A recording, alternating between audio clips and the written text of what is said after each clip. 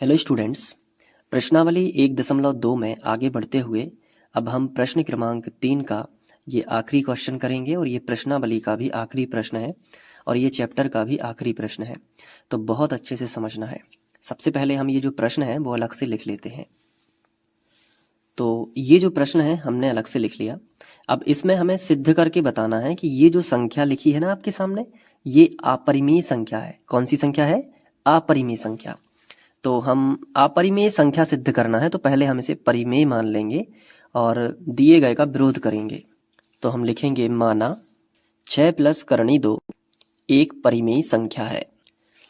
तो इस तरीके से हमने लिखा। अब परिमेय संख्या है तो इसे P/Q के रूप में लिख सकते हैं, यानी कि 6 + करणी 2 बराबर P/Q। अब बहुत ध्यान से समझना कि इन दोनों में से ये जो पूरी संख्या है इसमें से हमें एक चीज के बारे में अच्छे से पता है कि ये जो करणी 2 है ये तो अपरिमेय है, क्योंकि हम सिद्ध भी कर चुके हैं। तो ये पूरी संख्या इस अकेली संख्या की हेल्प से सिद्ध हो जाएगी कि ये पूरी भी अपरिमेय है। अगर ये अपरिमेय है तो ये पूरी संख्या भी अपरिमेय होगी। देखो कैसे। जिस संख्या के बारे में तुम्हें पता है वो एक तरफ लिखो, बाकी सबका पक्षांतर करो।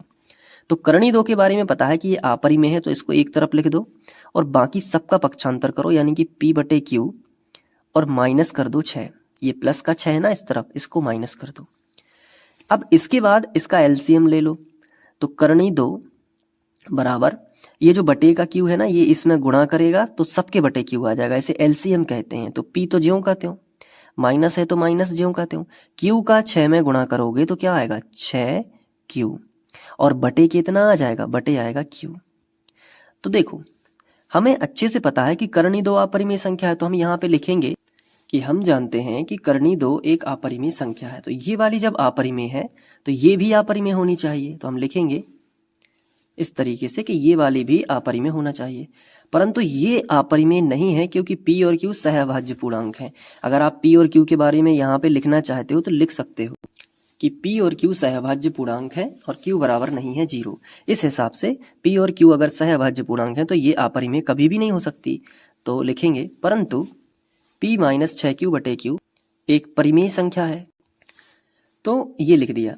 तो एक तरफ तो परिमेय है और एक तरफ अपरिमेय है, मतलब एक दूसरे का अपोजिट है। तो अपरिमेय संख्या के बराबर कभी भी परिमेय संख्या नहीं हो सकती। अपरिमेय के बराबर अपरिमेय होनी चाहिए और परिमेय के बराबर परिमेय होनी चाहिए। मतलब यहाँ पे क्या है लेकिन? विरोधाभास। अपरिमेय के बराबर क्या है? परिमेय है। लिखेंगे यहाँ विरोधाभास उत्पन्न है, अतः हमारी कल्पना गलत है। यहाँ विरोधाभास उत्पन्न हो रहा है और हमारी कल्पना गलत है। और जो 6 + करणी 2 जो सवाल में था वह एक अपरिमेय संख्या ही है। तो इस प्रकार से सवालों को हम कर सकते हैं। बेसिकली आपने देखा होगा कि जितने भी हमने सवाल किए हैं उसमें एक ही लॉजिक हर जगह लग रहा है। तो अगर आपने उदाहरण 5 से पूरा अभी तक देखा होगा तो आपने एक बात नोटिस करी होगी कि सिर्फ एक एक ही चीज़ हर जगह लग रही है। तो आप उदाहरण 5 अच्छे से समझ लेंगे तो पूरे सवाल भी अच्छे से बन जाएंगे। अब आप इसको नोट कर लीजिए यहाँ से, वीडियो को पॉज करके, फिर यहाँ पे, इसके बाद यहाँ पे। और अध्याय 1 जो है वो समाप्त होता है। अब हम अध्याय 2 की तरफ बढ़ेंगे, लेकिन अध्याय 1 का रिवीजन अच्छे से करते रहना। ऐसा ना हो कि अध्याय 1 आप बीच में ही छोड़ दें या पूरा रिवीजन ना करें। तो इसलिए मैंने नोटबुक बनवाई है ताकि आपको बार बार वीडियोस देखने की ज़रूरत ना पड़े।